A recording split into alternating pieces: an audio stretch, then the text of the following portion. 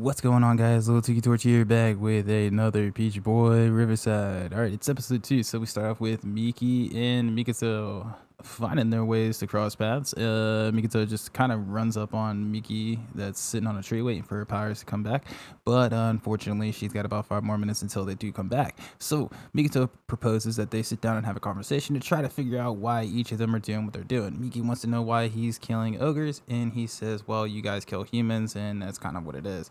She thinks it's just like self-proclaimed justice or something like that. She ends up saying, hey, I love nature, humans kill nature, so therefore I gotta kill humans.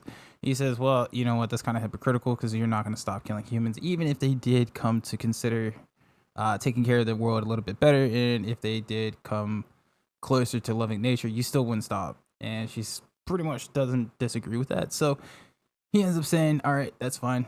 After that, they end up engaging in battle, to which he ends up cutting her down very, very quickly. She tries to use the eye beam again, but unfortunately it drains her power right away, so she ends up becoming the, size of a child again, and Mikoto, being who he is just super savage.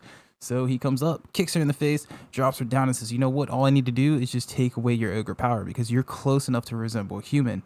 Therefore, your horn and your eye are going to go away. Takes them both, they're gone.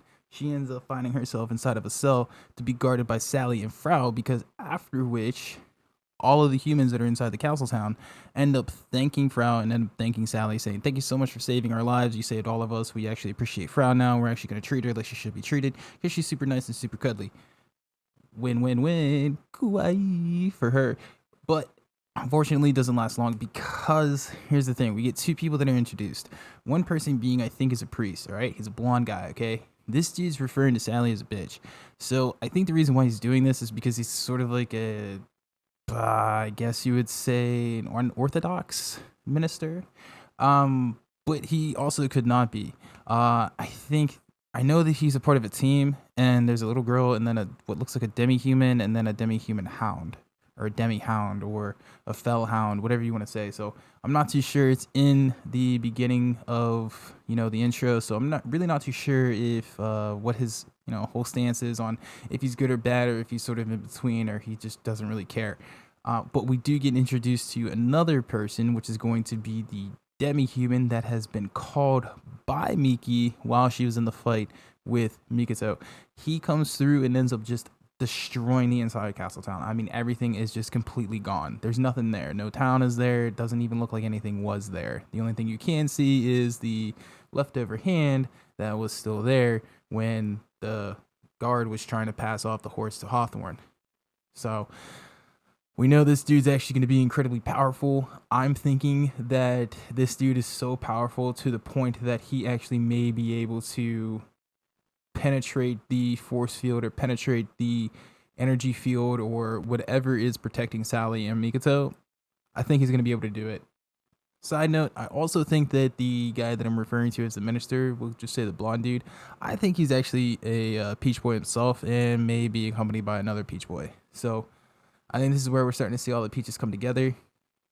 And I think after Sally, Hawthorne, Frau, and Miki, by the way, because she had to come along for the ride, because otherwise they were going to kill her. So that's why Sally and them broke them out. But I think what we're going to have is we're going to see all of them cross paths in a fight between that demi-human and Mikoto.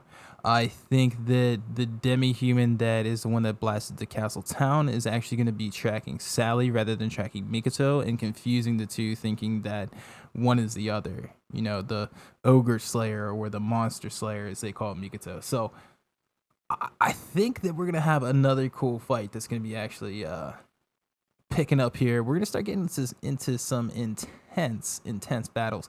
The comedic style of this anime is actually really cool too. I'm just going to throw that out there. And then the last thing, like, what I mean by that is just they're not too over the top with it. Last episode we had some big fan service.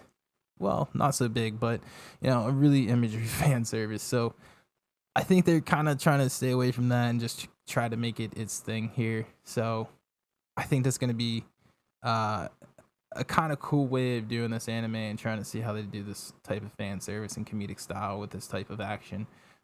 Obviously it's not 86, but I'll have to say that it's giving me some sort of seven deadly sins, maybe some fairy tale vibes. Can't wait to see this next episode. Really pumped about it, and I hope you guys are too. If you guys could like this video, give it a thumbs up. Go ahead, hit the subscribe button, hit the bell if you can, and if you watched all the way to this point, yo, you're the real deal. Thank you, my G. Hopefully I get to see you guys in the next one. Peace.